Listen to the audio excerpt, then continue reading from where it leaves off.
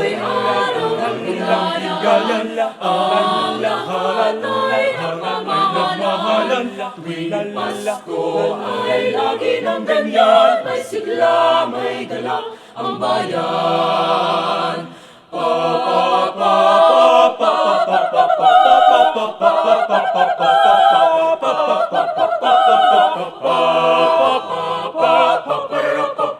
May gayak ang lahat ng tahanan, masdan nyo at nagpapaligsahan. May ilaw ang pumahol bawat bintana, may sadyang may ipagdibang kulay. Kay ganda ng ayos ng simbahan, ang lahat ay inaanyayahan. Nang dahil sa paggalang sa sanggol na siyang maghahari ng panghabang panahon.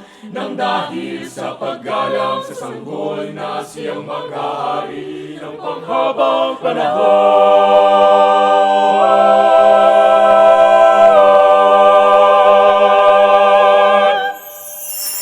Alright! Good morning, kapatid! Ngayon tayo kasama ang CEU Singers Manila.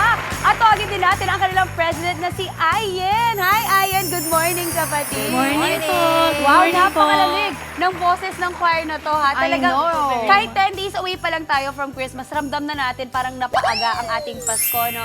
Ayan, kwentuhan mo kami ngayong palapit na ang Pasko. Ano yung mga preparasyon at mga event na aabangan namin sa inyo? Actually po, meron po kaming concert sa Varlez Piano po ng December 18. So, lahat po ng mga kapatid, iniimbitahan po namin kayong manood dahil free admission lang po ito. And also, kumakanta po kami sa mga hotels. Recently po, kakatapos na po namin. Actually, kahapon. And ayun po, madami pa pong engagements to come. Oh, Angela, libre ka ba sa mga araw na yun? Ito Pwede naman! Pwede na ba? Pwede na ba? Pwede na po. My gosh! Advice mo sa kanila bilang singer Hindi, ka. we're so very excited nga na nandito kayo sa Good Morning Kapatid. At saka hindi lang maganda yung boses nila, very pleasant din sila, di ba? So thank you so much for braving this early morning, di ba? Para makasama namin Imagine kayo. ha, ganyan ang boses nila, ganito kaaga. Pero Sobrang husay. dapat hinahinay lang kasi 'di ba pag sa umaga medyo Wow.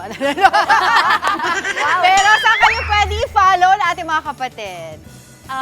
Pwede nyo po kami follow sa aming Facebook page, Central Escolar University Singers Manila. Sa TikTok po, seus.manila, and sa Instagram, CEU Singers Manila po.